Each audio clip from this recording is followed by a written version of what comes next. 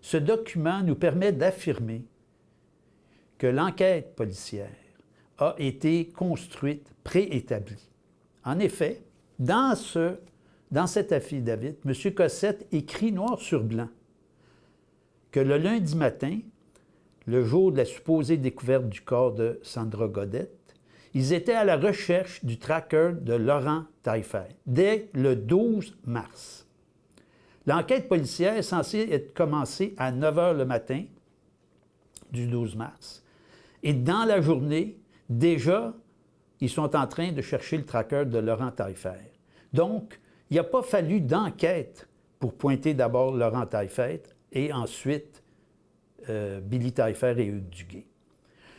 Dans cet affidavit, ce qu'on remarque également, c'est que M. Cossette cite des déclarations de M. Carl Saint-Pierre et de Donald Saint-Pierre.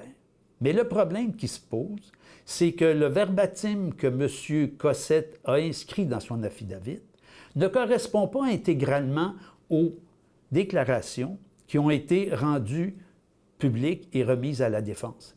Et il faut savoir qu'en plus, la commission Poitras a découvert une version de la déclaration de Donald Saint-Pierre sans date inscrite.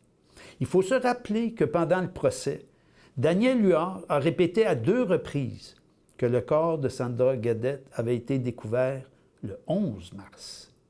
Il faut se rappeler que le policier de la Sûreté du Québec, M. Betté, a écrit dans 2 rapports distincts que le corps de Sandra Godette a été découvert le 11 mars. À partir de ces informations-là, quand on sait aussi que M. Cossette, quand il rapporte le verbatim de lettre anonyme ou de la déclaration de Billy Taillefer, tout y est intégralement identique. Donc, on a la démonstration noir sur blanc que l'enquête policière a été construite à partir du 11 mars minimalement. Et dans cette construction, on a pointé directement Laurent Taillefer d'abord, et ensuite Billy Taillefer et Hugues Duguay. Alors, comment on peut penser que cette enquête est réellement une enquête et non pas une façon de détourner l'attention sur les vrais coupables? Parce que la police de Val-d'Or de l'époque protège ces personnes. Elles sont connues de Michel Cossette et de Daniel Huard. En juillet 2024, on arrive avec la solution à l'énigme de Val-d'Or.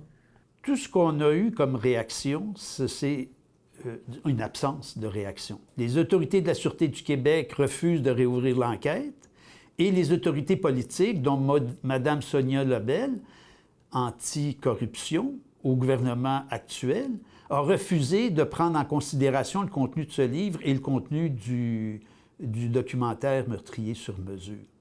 Il y a une volonté politique de ne pas intervenir, de mettre le couvercle sur cette affaire.